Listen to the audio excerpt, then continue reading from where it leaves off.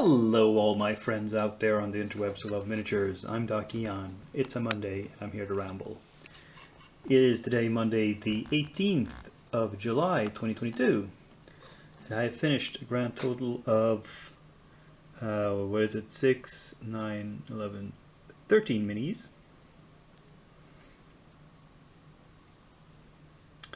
And they're all Reaper. Most of them are metal this time around actually. There's only two bones. We have this doctor, who's kind of a early 20th century dude, and there's this new guy, sort of Viking-esque warrior. Apart from that, we have the two centaurs up front, both ladies. One more open about it than the others. This one is kind of armored up. And by the way, I should apologize for the lighting here. It's a rainy, overcast day, and it's not going to get any better anytime soon. So, and this sort of lighting here is my indoor lighting. It's the best I can do. Anyway, we have some more monsters. We have a Naga, and again, the quality of the image and the clarity and the colors will be better in the still pics at the end. Then we have some Fae. So the Dryad here, I tried to paint a little variety, not just green, but there's some, her skin is kind of brownish to represent trees. Then there's sort of autumn colors in her hair and some of the leaves on her, while others are green. And then there's lots and lots of flowers on the base. So we have a satyr, or satyr, not sure how it's pronounced. He is also kind of nut brown in skin and more dark, kind of blackish hair. And we have the nymphs. Here's a Nereid or something, which I wanted to have a sort of a shimmery effect, like almost it scales. I mean, part of her body is textured with scales in the sculpt, but I went with the sort of shiny, sleek look for the rest of the skin as well. And for some reason, this other girl, I wanted also to make her look shiny, and she looks metallic. Actually, she looks almost like a statue. It's not what I was thinking originally.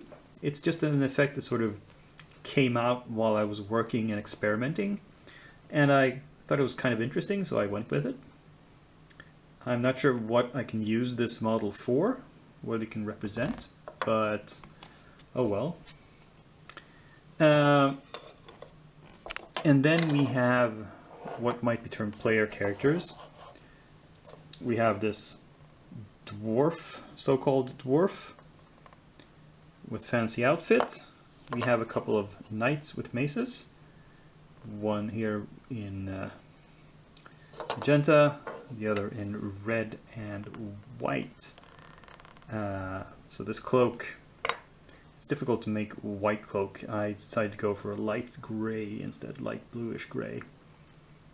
Hope that looks okay.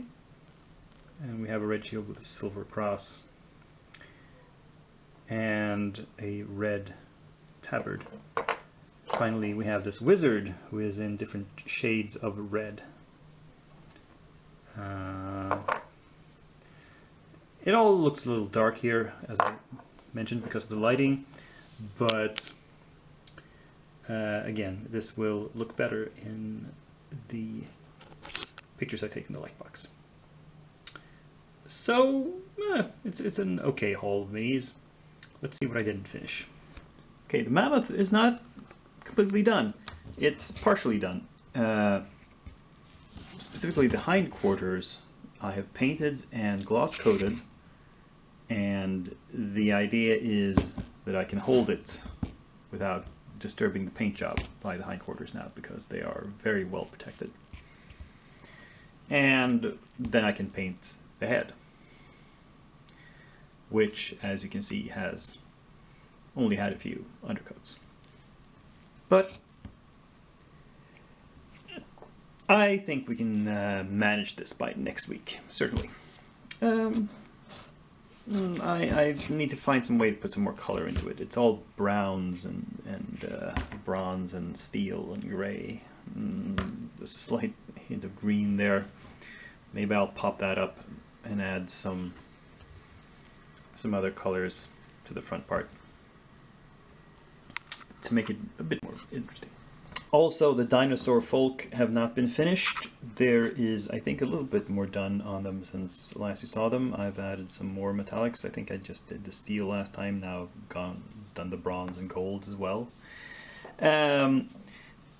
They fall into the back of the queue simply because they didn't grab my interest as much as some other models. And I have found that if I have like 2 models to paint and one of them is more interesting to me, it's better to paint that first, because you can't force yourself. Well, you can force yourself to paint stuff, but it goes slower, and overall it's a less efficient process. Just go with the mood is what I say. But we'll see. If, again, I think everything that I'm going to show you next that I've prepped as new stuff for this week is more interesting to me than these guys, so they will still be at the back of the queue. But hopefully I will have had time to do, a little bit more work on them next week. They'll sit on the back burner, and I'll sort of dab away at them until they're done. But yeah, let's go over to the newly prepped stuff.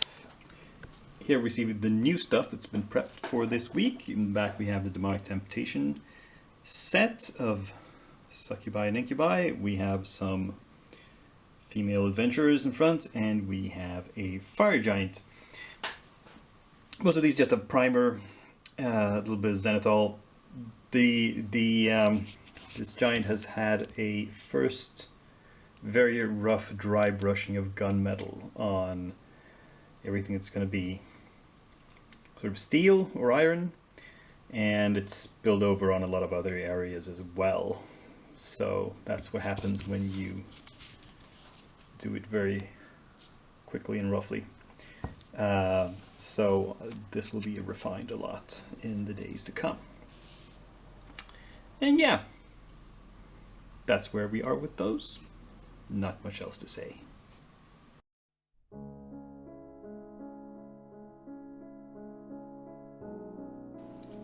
Well, looky here, it's my latest order from Reaper, already here. International mail, especially UK mail, is very unpredictable these days, especially since Brexit. But so my June order, I tend to place my orders like one of the first days of the month from Reaper, and my June order arrived early July, but my July order arrived mid-July. So, oh well. As I said, unpredictable. Anyway, there's a lot of stuff in here. Let's dump all this out. And they have a box within the box as well. This is for the other minis.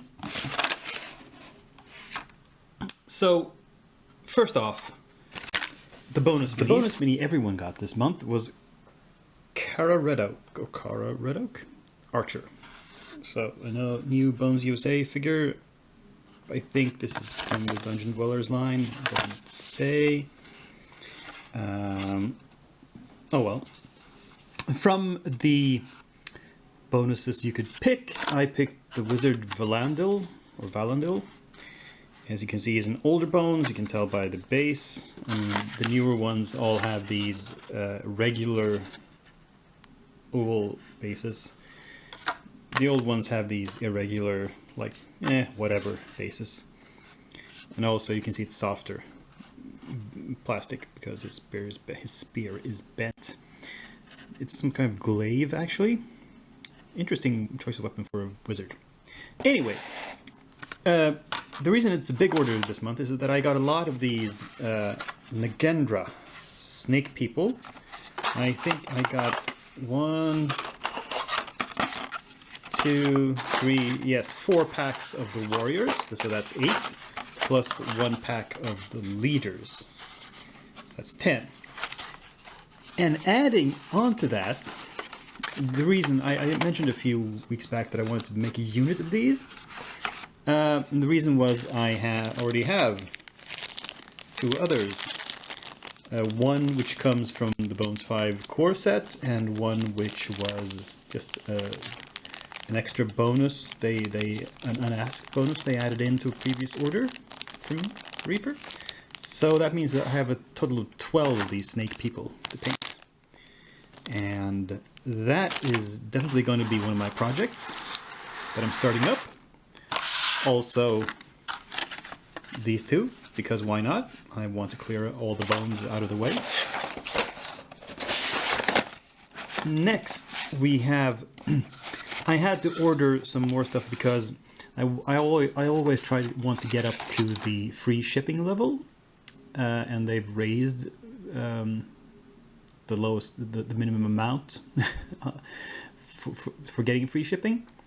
So yeah, and all these bones minis are really cheap, so I had to buy quite a few metal minis, and they are a mixed bunch. We have another female ranger or archer.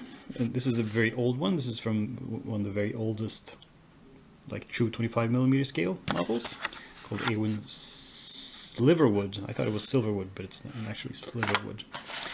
And here we have the Cloak Fiend, which is not a very complex monster, but a fun one. The Cloaker, it's called in D&D. We have yet another female kind of roguish figure. This is Damaris Wallman the Dustborn. The interesting thing about her is she has kind of a cutlass and a hand crossbow. She's kind of a pirate. I thought I was done with pirates. I'm thinking she's got these thigh-high boots and a cutlass. And that's kind of piratey to me. But she doesn't have to be a pirate. She can just be a rogue. We have another lady adventurer. This one holding a scroll that she's apparently just read from, because it seems like she's discarding it. This is Laurana the Sorceress. We have yet another adventure. We have Acacia Crusader. It's the warlord faction, the Crusaders. That's why she's called that. This is a fighter with mostly leather armor, I think, some metal pieces, and a sword and a shield, and a bow strap to her back. And finally, the mini monsters, which is a pack of 3 really small, a very small roper, I think it's a very small beholder, baby beholder, and the final one is a baby Goroloth. And the Goroloths are like Reaper's version of Aboleths, and I've painted a few of those before, in big ones, in bones. That's a huge amount of stuff. Am I going to start all of this? Well, I'm going to prep all the bones, like I mentioned, and as many of these others as I feel like, probably the monsters at least, because I think they will be easy and fun to paint up. And finally, I need to work a little bit more on the Kickstarter. So, and I want, like I've mentioned before, to keep working on the big monsters. So I'm gonna prep the Storm Giant, which was an optional add-on from Bones 5. Maybe not all of these metal characters. Well, but you know, prepping is I can prep a whole lot of stuff much faster than I paint it. So, who knows? I might prep all of it, and then not actually finish it in 1 week. Very much doubt I'll finish it in 1 week. But, you know, you live and you learn.